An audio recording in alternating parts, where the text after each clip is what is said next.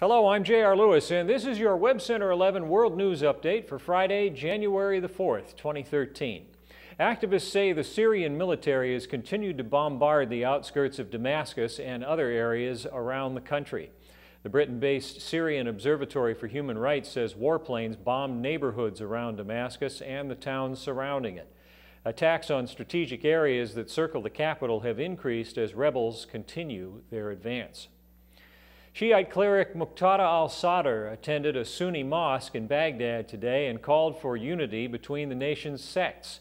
Muqtada al-Sadr addressed worshippers at the packed mosque. He urged not to call for divisions, but to prove Shiites, Sunni, Arabs, and Kurds in Iraq were unified.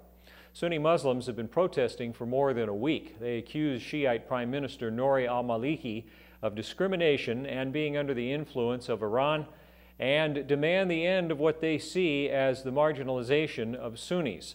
Sunni Muslims dominated Iraq until the U.S.-led invasion in 2003 toppled Saddam Hussein. Muqtada al-Sadr is a rival of Iraq's president and has voiced support for the protesters' demands. The Pakistani teenager shot in the head by the Taliban for promoting girls' education has been released from the hospital.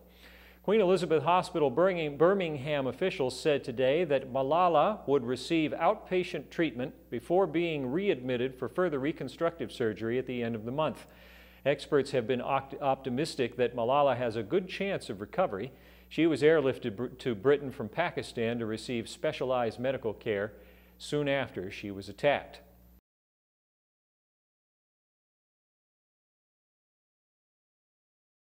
Switzerland's oldest private bank will close after pleading guilty to allowing U.S. citizens to commit tax evasion. Wegelin, founded in 1741, admitted to helping more than 100 Americans avoid paying taxes on $1.2 billion held in offshore accounts. The bank agreed to pay $57.8 million in restitution and fines to U.S. authorities. Those U.S. authorities are investigating other Swiss banks for potentially helping Americans commit tax evasion. French movie star Gerard Depardieu is now a Russian citizen. Today, he announced that he accepted Russian citizenship after President Vladimir Putin personally granted it to him by decree. He recently fled his native France in protest over government plans for a tax hike on the richest. And turning to Universal news, the sun celebrated New Year's Eve with its own fireworks.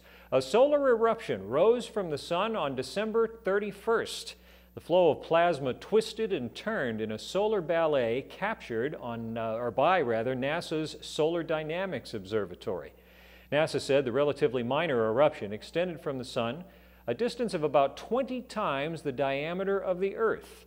Much of the plasma fell back into the sun without enough force to overcome the sun's gravity.